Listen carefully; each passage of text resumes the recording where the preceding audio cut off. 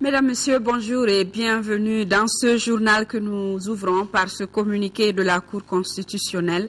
Le président de la Cour constitutionnelle du Mali a l'honneur de porter à la connaissance des citoyens, des candidats à l'élection du président de la République, des partis politiques, du président de l'Assemblée nationale, du ministre de l'administration territoriale, de la décentralisation et de l'aménagement du territoire, du ministre de la fonction publique chargé des relations avec les institutions, du président du Comité national de l'égal accès aux médias d'État, du président de la Commission électorale nationale indépendante et du délégué général aux élections, que la proclamation officielle des résultats définitifs du premier tour de l'élection du président de la République du Mali, scrutin du 28 juillet 2013, aura lieu ce mercredi 7 août 2013 à partir de 16 h au siège de l'institution à l'ACI 2000. Les personnalités et structures concernées, les observateurs nationaux et internationaux, les médias d'État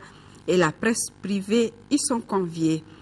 Et cet autre communiqué du Comité national de l'égal accès aux médias d'État dans le cadre du deuxième tour de l'élection présidentielle du 11 août 2013, le président du Comité national de l'égal accès aux médias d'État convie en réunion les candidats en lice ou leurs représentants, les représentants du ministre de l'administration territoriale, de la décentralisation et de l'aménagement du territoire et de la CENI le mercredi 7 août 2013 à 18 h au siège de l'organe sur la route de Koulouba. L'ordre du jour porte sur l'entretien sur la décision numéro 014-020 CNEAME de répartition de temps d'antenne pour les candidats et tirage au sort de l'ordre d'enregistrement et de diffusion des messages de campagne. Le président de la République par intérim, Dioncounda Traoré, est rentré hier de Médine où il a effectué le petit pèlerinage à la Mecque. Après la prière dans la sainte mosquée du prophète paix et salut sur lui, il s'est recueilli sur sa tombe à Médine. Avant de regagner Bamako, Dioncounda Traoré a également visité d'autres sites célèbres de la religion musulmane. Le récit du séjour de Médine avec nos envoyés spéciaux Idrissa Traoré et Nyanza Koulibaly. C'est dimanche 4 août 2013 que le président Dioncounda Traoré a effectué l'Umra, le petit pèlerinage à la Mecque.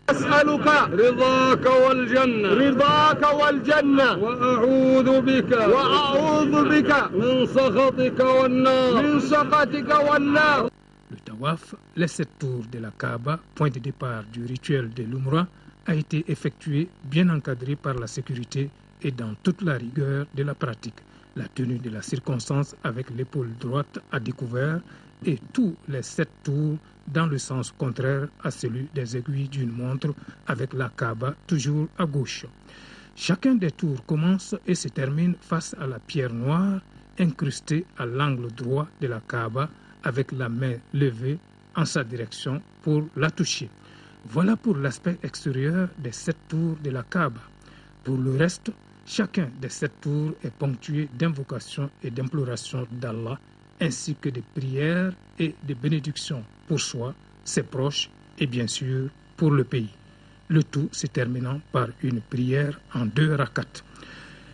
Ce premier rituel des tours de la Kaaba, le Tawaf, est suivi de la procession de Safa et Marwa, un long parcours effectué en aller-retour 7 fois en hommage aux souffrances de la mère du prophète Ismaël pour lui trouver à boire à l'époque.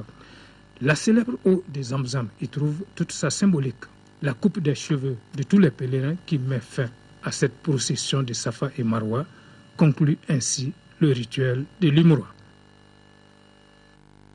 Le président de la République par intérim a effectué le petit pèlerinage Umra à la Mecque. Nos envoyés spéciaux Idrissa Traoré et Nyanza Koulibaly reviennent sur le rituel de l'Umra. Hormis cet accueil dans la pure tradition saoudienne par le vice-gouverneur, le séjour du président Dioncounda Traoré à Médine s'est effectué comme une suite logique de l'Umra.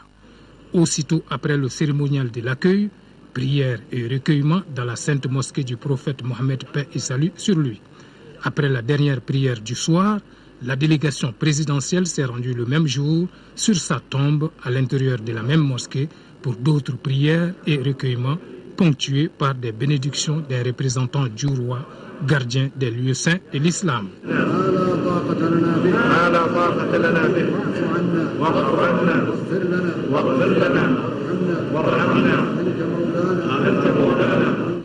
Des prières et des bénédictions ont été formulées dans d'autres célèbres mosquées, comme celle des deux Qibla, lieu où, au départ, le prophète priait en direction de Jérusalem avant que l'ange ne lui recommande de prier en direction de la Kaaba.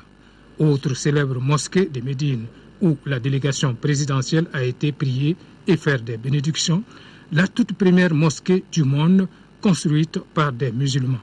De même, le cimetière de Hamza, appelé place des martyrs musulmans de la guerre entre mécréants et musulmans, a été visité. Salam alaykoum. Ya shuhada. Ya shuhada. Ya shuhada. Ya shuhada. Ya mujaba. Que de prières, de bénédictions et de vœux formulés par le président Dioncounda Traoré de l'Umra à la Mecque, à Médine. Mais l'intéressé en quittant Médine, conformément à son habitude, n'a pas accepté de dire un mot concernant la symbolique de cette visite. Mais quoi qu'il en soit, on peut bien deviner que les vœux pour une transition réussie et pour une bonne sortie de crise ont certainement été formulés tout le long du trajet. Ici, la Banque islamique de développement vient d'accorder un prêt d'environ 12 milliards de francs CFA au Mali. La somme servira à mettre en œuvre le projet de développement de la résilience contre l'insécurité alimentaire en reconstituant le stock alimentaire national jusqu'à 35 000 tonnes de mil sorgho.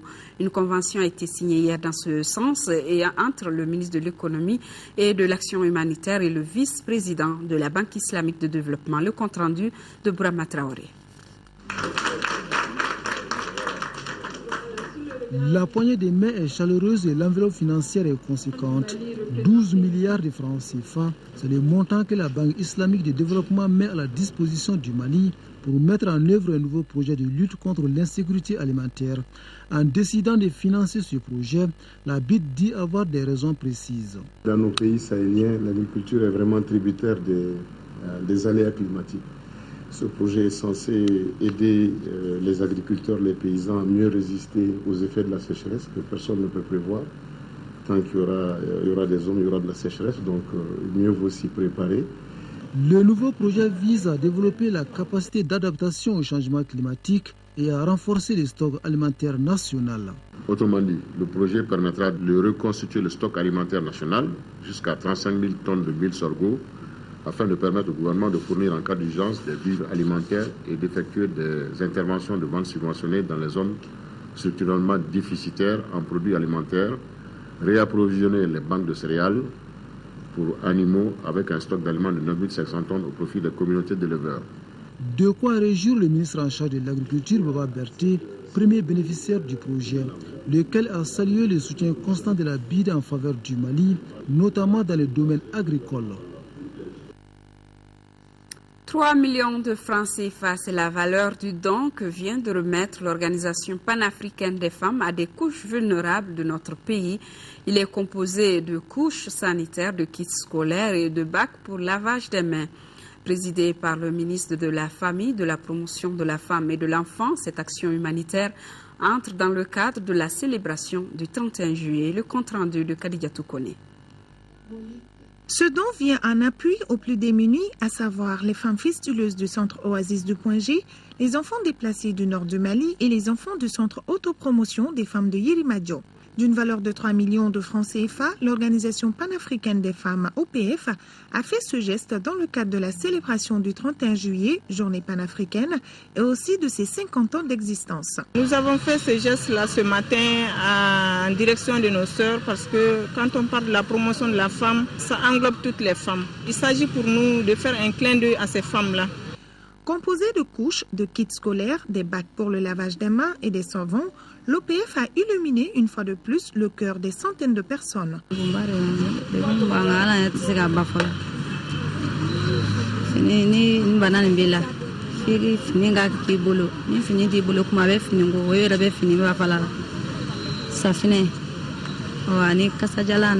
ministre de la Famille, de la Promotion de la Femme et de l'Enfant a félicité cet acte de générosité de l'OPF. C'est devenu une tradition pour qui connaît l'OPF depuis plus de 50 ans. C'est des femmes qui se sont toujours battues pour aider leurs sœurs à pouvoir subvenir à leurs besoins, à pouvoir renforcer leurs capacités, à pouvoir les aider à être présentes au niveau des plus hautes instances de prise de décision. Elles sont plus de 70 femmes fistuleuses au centre Oasis du Point G. L'OPF, qui œuvre pour la cause des femmes depuis plus de 50 ans, a voulu par ce geste modeste mais très significatif offrir à ces femmes la joie de vivre, ces femmes qui ont été longtemps marginalisées dans la société. Coup d'envoi de la campagne de reboisement en 3e région et c'est la commune rurale de Natien qui a été choisie par les autorités régionales pour lancer les activités. C'est plus d'1 million de plants qui seront mis sous terre lors de cette campagne de reboisement 2013. L'initiative s'inscrit dans le cadre du programme gouvernemental de lutte contre la désertification. Le compte rendu de Daouda Diakité. Plus de 600 pieds d'eucalyptus ont été plantés sur une superficie d'1 hectare. L'initiative s'inscrit dans le cadre du programme gouvernemental de lutte contre la désertification et la dégradation de l'écosystème. La région de Sikasso est une région relativement boisée, mais compte tenu de la pression qui s'exerce sur les ressources naturelles actuellement, si on ne prend pas garde au développement des techniques de reboisement, on peut aboutir à la désertification. Donc c'est pour parer à ce problème que nous continuons à faire des reboisements chaque année. Le thème retenu cette année, à savoir « Restaurons et préservons nos forêts pour ne pas laisser notre avenir s'étarir », est plus qu'une interpellation de conscience à laisser entendre le maire de la commune de Natien, Dramane Sogodougou, dans son mot de bienvenue.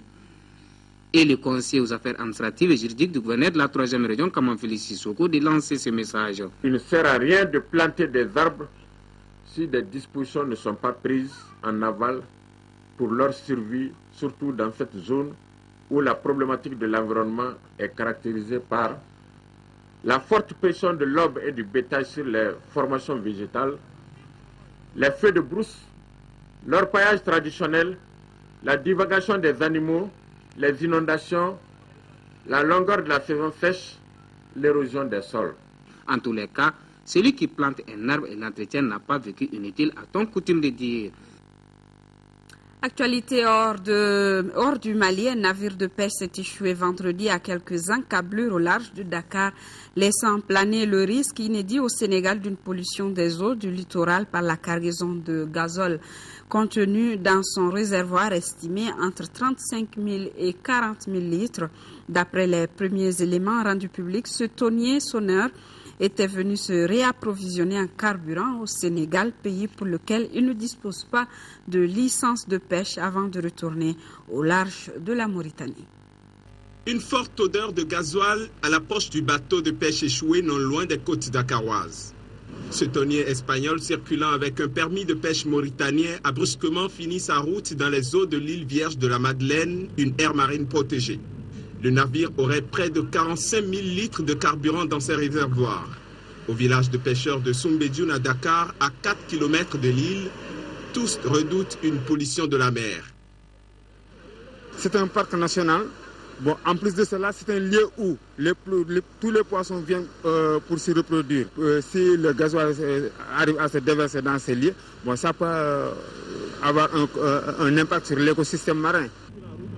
Selon les organisations de protection de l'environnement, ce type de bateau ne devait pas naviguer dans cette zone protégée. Elles dénoncent des insuffisances dans le travail des services de surveillance de la mer. Greenpeace appelle l'État du Sénégal à ouvrir une enquête pour mettre la lumière sur cette affaire. Parce qu'il faut que l'État également prenne ses responsabilités pour que des zones pareilles soient efficacement protégées. C'est ce bateau-là qui a enfreint les règles internationales et je pense que nous allons faire des enquêtes pour voir quelles sont les raisons qui font que ce bateau est passé par ici.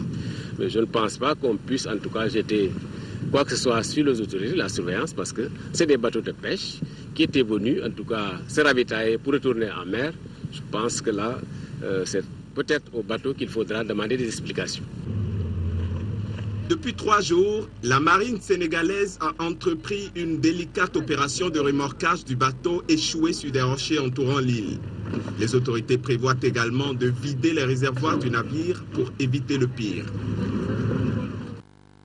Je vous rappelle donc ces communiqués avant de refermer cette édition. Dans le cadre du deuxième tour de l'élection présidentielle du 11 août 2013, le président du Comité national de l'égal accès aux médias d'État a convié en réunion les candidats en liste ou leurs représentants, les représentants du ministre de l'Administration territoriale, de la décentralisation et de l'aménagement du territoire et de la CENI le mercredi 7 août 2013 à 18h au siège de l'organe sur la route de Koulouba. Hors du jour, entretien sur la décision de répartition de temps d'antenne pour les candidats et tirage au sort de l'ordre d'enregistrement et de diffusion des messages de campagne. Auparavant, c'est la Cour constitutionnelle qui donne rendez-vous aux différents acteurs concernés par le deuxième tour de l'élection présidentielle et au peuple malien pour la proclamation officielle des résultats définitifs du premier tour de l'élection du président de la République. C'est à 16h donc au siège de l'institution à l'ACI 2000. Les personnalités et structures concernées, observateurs nationaux et internationaux, médias d'État et privés, y sont presse, médias d'État et la presse privée y sont conviés. Cérémonie que vous pourrez suivre d'ailleurs en direct sur votre télévision nationale. Merci d'avoir été des nôtres. Retrouvez donc à 16h dès Sissoko pour cette cérémonie de proclamation des résultats définitifs, dès qui vous présentera également les éditions du soir à 18h et 20h45. Je vous retrouve demain à 10h. Merci et bonne suite de nos programmes.